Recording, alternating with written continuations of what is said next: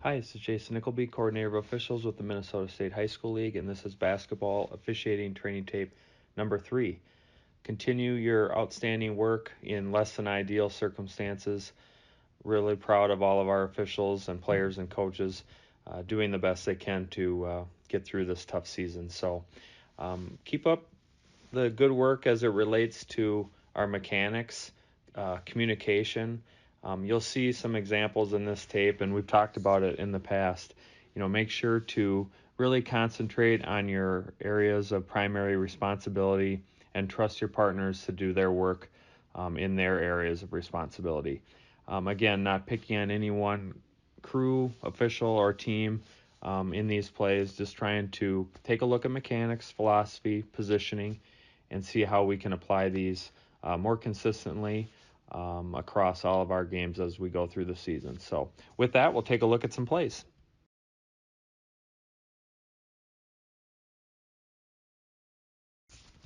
On this play, we have several interesting things to consider: positioning, our mechanics, and then judgment as it relates to rules. So let's start with the positioning piece. So we're in a really good spot, trail, center, also lead, mirroring the ball. We're in really good position to officiate this play at all three positions. So that part's all great. Now let's take a look at how this play develops and the considerations that we have to take when officiating this play. So we're going to have a dribble drive down that lane line opposite the bench, gets by the primary defender. So the defender that the ball handler encounters is a secondary defender by rule, because she has gotten her head and shoulders past that initial primary defender. So that means that any defender that she gets to after that is secondary by rule. Now, the restrictions that defender has, number one, are the legal guarding position rules in the NFHS book. So we have to get 2 feet on the floor facing the opponent, and once we've done that, we can maintain it legally by moving backwards, obliquely, or rising vertically in our vertical space. If we're grounded, that's the other piece of this. If that secondary defender is grounded in the restricted area, it doesn't matter if she's established legal guarding position in the restricted area. If she gets hit, it's going to be a restricted area blocking foul. So if we take a look at this play, take a look at that secondary defender. The first decision you have to make is, does she establish legal guarding position inside or outside the arc? Okay. If it's outside, then we're going to officiate it like any block charge play. If it's inside, now we have to look and see, is she grounded? If she's grounded and there's contact, we have to have a restricted area blocking foul. If she's not grounded, then we have to judge, did that defender maintain her vertical space? Did she maintain verticality? She can't jump from point A to point B and make contact and be allowed to make that kind of play without putting air in the whistle. If she goes from A to A, so jumps straight up and down, then we should not have a foul. It should be a no call. Hard to tell in this particular play if she goes from, well, she goes from A to B, I think, but hard to tell if there's contact, if it affects the shot or not, or if she's off the ground.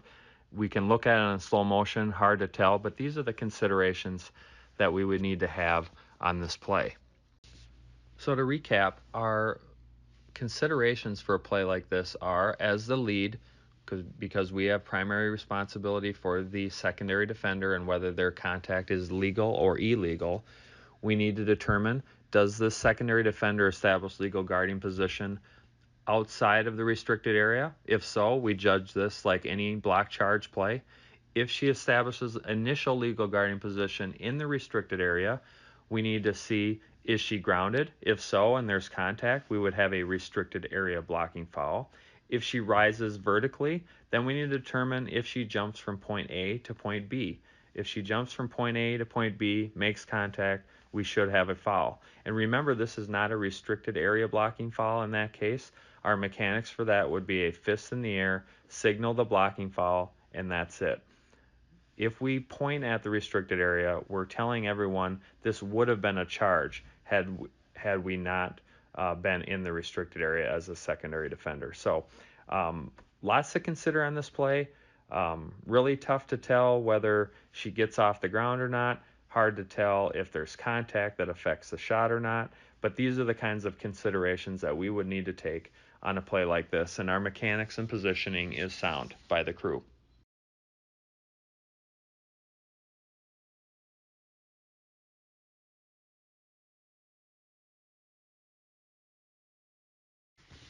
On this play, we have a transition play where the lead is opposite the bench, center right in front of the bench there, and we have a dribble drive to the basket, gets by the primary defender, encounters a secondary defender. So as we talked about on the last clip, as the lead, we are the primary for ruling on contact with secondary defenders as it relates to the restricted area and if there is illegal contact or not.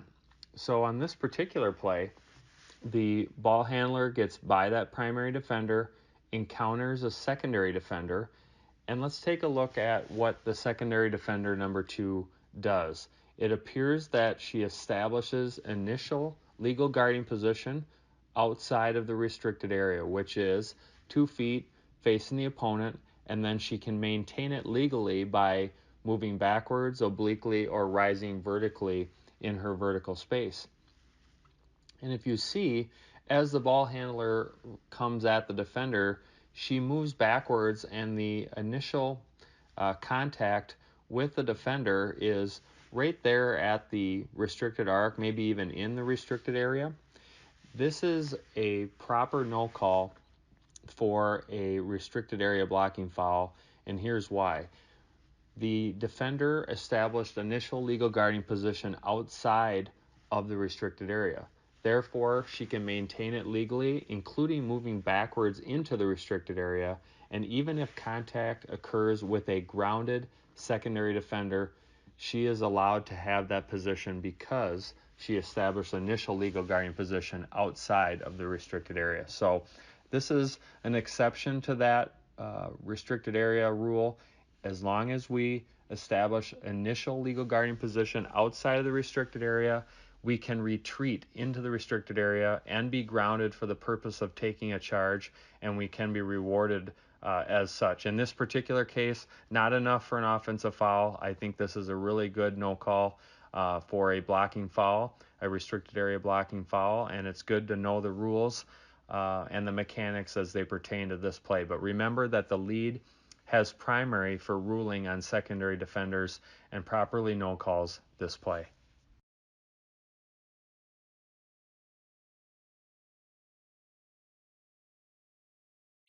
On this play, we have a transition play with a 3-point shot attempt and then some rebounding action. Let's talk mechanics and positioning for handling this kind of play. So first, in transition, when we have a 3-point shot attempt like this, if the trail can't make it down there to officiate that initial shot attempt or to take the shooter up and down, then the lead should go up with the 3-point attempt, help officiate the shooter up and down. If the trail comes into the picture, then the lead can just go ahead and drop.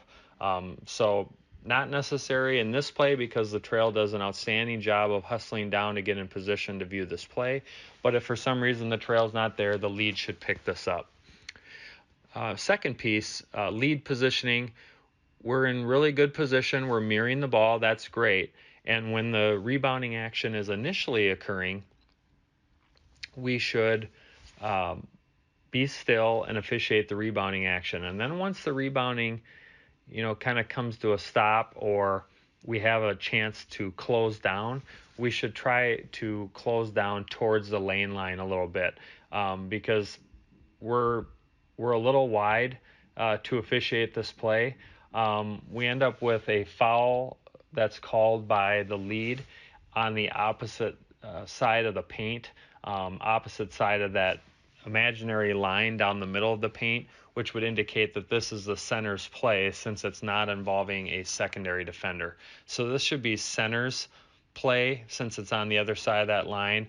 If we're that far out as lead, it's really tough to tell, where the illegal contact occurs. because we're looking through several bodies to officiate this play. So we really need to just let center have this play because I think it's a foul. Don't get me wrong. I just think we're guessing when we're looking across the paint like that. So I think we need to close down. That will help pick up some of the potential contact in the middle or the side of the lane closest to us as lead.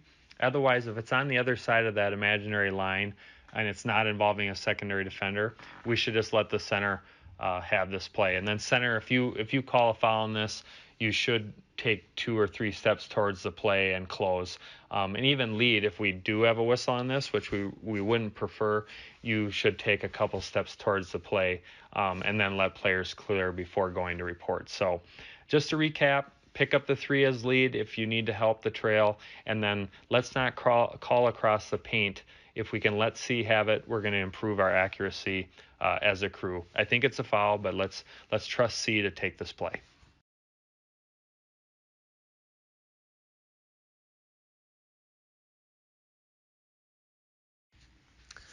Another aspect that we don't see quite as often with the restricted area rule language is the odd person break. And we've defined that as 5 offensive players on 4, 4 on 3, 3 on 2, and 2 on 1. And the reason that provision is in the rule is to keep that secondary defender from sliding in late to try to take a charge and try to avoid those collisions that we always would see when we have 2 on 1 or 3 on 2 drills. Even in practice, they try to slide over and take a charge. So if you take a look at this play, we have a transition play, and as the lead, and even the center, but lead for sure, we should pick up if we have a odd person break in transition, which we have here. We have a 3 on 2. They kick it up the floor, and once it's there, we have 3 offensive players going towards 2 at the basket. Therefore, both of these defenders are secondary by rule. Even though they didn't pass a primary defender, they are both secondary by rule, which means neither one of them can set up initial legal guardian position in the restricted area for the purpose of taking a charge. So if they do that and they're grounded and there's contact like this, this should be a restricted area blocking foul because the player is secondary by rule and she is grounded in the restricted area at the time of contact. So we should blow the whistle, fists in the air, signal a block, and point at the ground. Even so, even if it's not an odd person break, this is still enough contact that we should really pick an offensive foul or a block, one or the other. When we have this much contact and someone goes to the floor, we really should have a whistle on this play. And if this player is not grounded into the restricted area, this appears to be what would be an offensive foul if there isn't a restricted area involved in this play. But because she's grounded in the restricted area, this should be a restricted area blocking foul. However, if she can get her initial legal guardian position set outside of the restricted area and there's this kind of contact in the chest, we should have a player control foul. And remember that the lead has primary on this, especially in transition, but always involving secondary defenders. The primary is the lead. They should pick up this contact. We should have air in the whistle, and this should be a restricted area blocking foul on this particular situation. But picking up odd person breaks can be tough, but just remember, lead, pick it up. If you see that odd person break, know that those players are secondary and they need to establish initial legal guardian position outside of the arc to take a charge.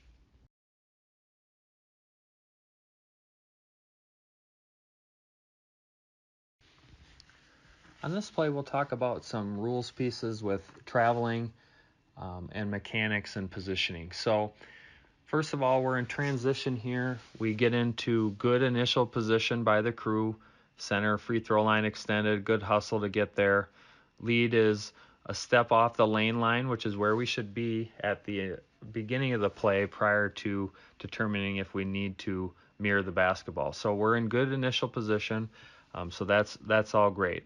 We're going to have a drive to the basket down the lane line, and when she picks up the basketball, her left foot gets established as the pivot foot, and she kind of takes a stutter step with the right foot, and then rises from the floor to take a shot, and she gets called for traveling by the lead. So remember, from a rule standpoint, if we can, and a philosophy standpoint, if we can put this dribbler off the ground when she gathers the basketball, it's going to give her more options as far as establishing a pivot foot and what she can do legally from that point. But if you slow it down, appears that the left foot is the pivot foot, and she never lifts the pivot foot and puts it back down, which we would need to have a traveling violation. So based on what I see here on the replay, don't believe this is a traveling violation because the pivot foot is never put back down after being lifted for the shot.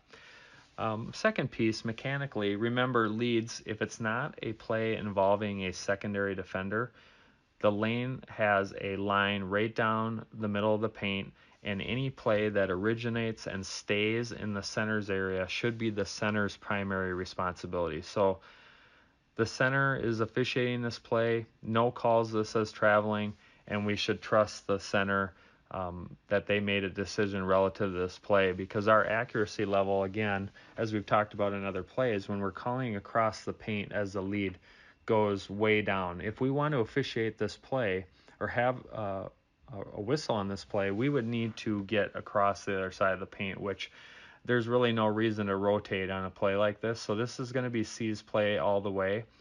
As lead, we could potentially help if there's significant contact that goes uncalled, but from a violation standpoint, on the other side of the paint like this, we should allow the C to take this play. The final piece I want to add is if we have a violation or a foul where we're going to have a throw-in, let's make sure that we put the throw-in in the correct spot. So the violation was called, it's on the block opposite the bench. That means by rule we should be putting in the throw-in down there on the end line right around the L in golden, or the O, somewhere in that neighborhood. That's where our throw-in should be. We end up taking the throw-in on the other side of the lane. Now, there's no defensive pressure. It turns out not to affect anything, but if there is defensive pressure, perhaps there would be an advantage created by not putting it in the correct spot. So if we are going to call a violation, make sure we put the ball in the right spot. Move that player over there, and we will also have to initiate a rotation for the crew to make sure that we're in the correct spot to officiate the ensuing play. So just to wrap up, leads, don't call across the paint. Let the C have this play. If we want to officiate on that side of the paint, then we need to rotate. And on this particular play, it happened so quickly, there would be no opportunity to have a rotation. So therefore, we should just stay right where we're at. Our positioning is really good. We just should let C have this play, because looking across the paint and trying to pick up feet is very difficult accuracy-wise. If anything, we should only be looking for contact and let C or trail officiate as it relates to traveling in most situations.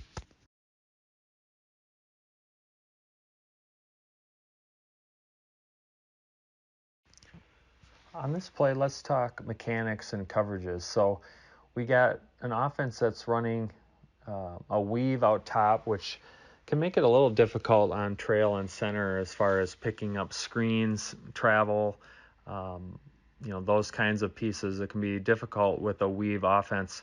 And leads, we're not going to be initiating any rotations when a team is running a weave type offense, because otherwise we'd be going back and forth. And the lead does a nice job here of just hanging tight, let them run their weave until they initiate some kind of move towards the basket or the ball settles on a side of the court. So well done as far as our initial positioning and just holding tight and officiating from where we're at, not initiating any rotations.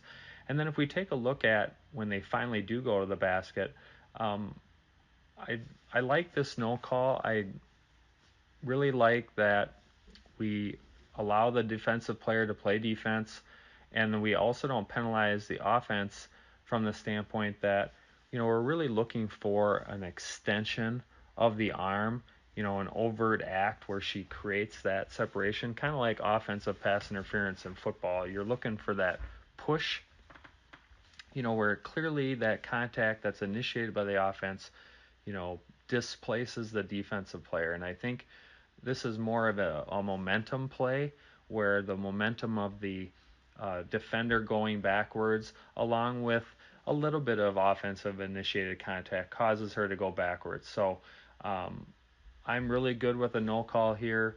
I think the center has the best vantage point of this play, and this is really a tweener as far as our primary areas of coverage.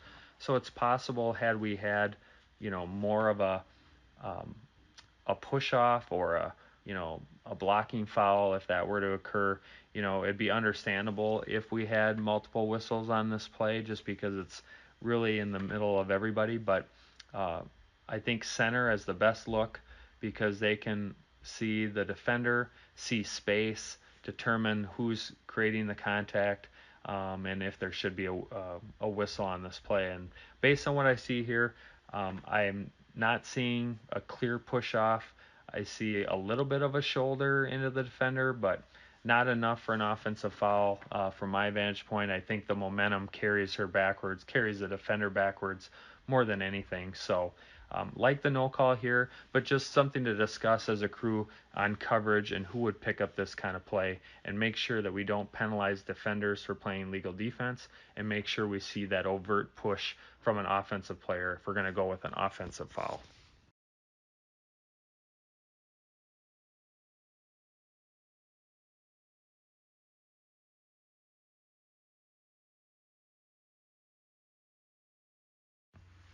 On this play, the crew has excellent throw-in mechanics and coverage throughout this play. So, starting with the throw-in, trail is ready to chop, center is working low, step beneath the free throw line extended, which is totally fine. We move to our new spot after the foul. So just really well done on coverage throughout this play. Keep in mind, if we have a throw-in in the front court and the throw-in is going to occur halfway between the basket and the sideline, we can work inside that for the throw-in and be closer to the basket than the thrower in. So if that occurs, we have that option. It appears that the throw-in was closer than that, so being outside of the thrower in on this particular play would be totally fine. But you see, after the initial missed shot, we have a rebound out towards half court. Then she moves towards the basket, and the defender moves into the dribbler here. She has a legal guarding position, and she can maintain her spot, but she cannot move into the dribbler. In this particular case, has legal guarding position, but moves into the dribbler, violates her space on the floor, and is properly called for a foul by the trail. So this is excellent coverage throughout this play, good position to see space, proper call of a foul, and we would use two hands on the dribbler or a blocking foul signal on this play, as we do here with two hands on the dribbler, and then we indicate the throw-in spot. So good spot mechanics as well.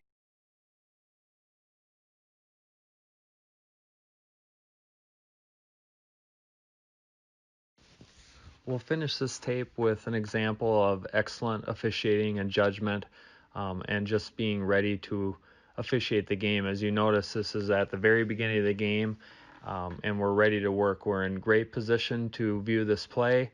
All three officials in excellent position, and we no call this play properly. You'll see that the defensive player has legal guarding position, slide, maintains that legal guarding position, and any contact would be initiated by the offensive player. So we're going east-west here, not so much north-south. So most of the time when contact occurs on a play like this, it's usually initiated by the offensive player when they're going east-west like this. And so just a really good job by the crew to be in position to see this, not pinning anything on the defense here. There is a little bit of contact as she turns to go back towards the basket, but that contact, if any, is initiated by the offensive player, and a no call is the proper call for this play. So an example of good officiating, good mechanics and positioning to view this play, good judgment, and just being ready to work at the beginning of the game. So good example to finish on. Great job by the crew in this play.